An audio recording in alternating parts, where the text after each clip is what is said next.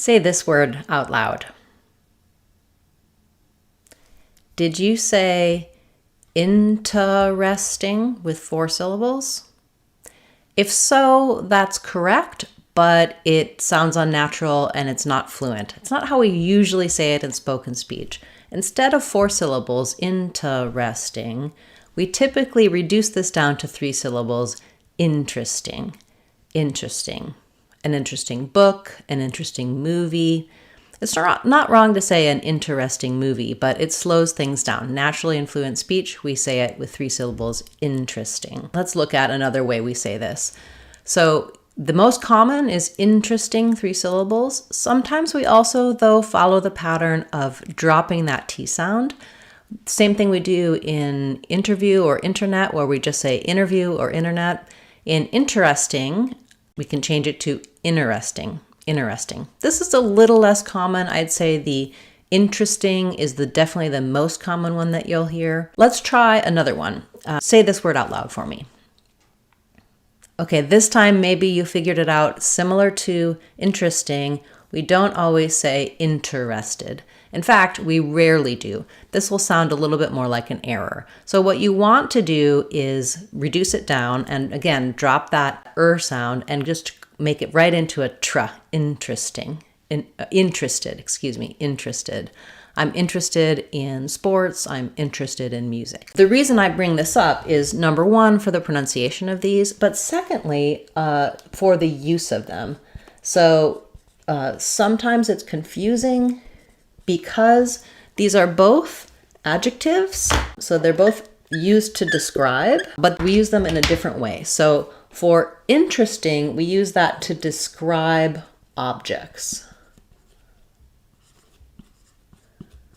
So you can say an interesting object. So an interesting book, an interesting movie, like I said before, an interesting painting, an interesting idea. So objects, nouns, right? Or people. She's an interesting woman. He's a very interesting teacher. When it comes to the word interested, it's also an adjective, and we use it to describe as well, but we use it to describe feelings. So I'm interested, and then we also have to use it with the word in. I'm interested in art. I'm interested in music. So it's not describing art or music. It's not interested art. It's describing the feeling of the person. I'm interested. She's interested in. So the adjective works in a different way here. And we have the ed and the ing, which makes us think about verbs, right? And so if you say, for example, I'm talking, that's a verb. I'm talking about people. I'm talking about art. Talking takes about. So that's a verb. And if I say I talked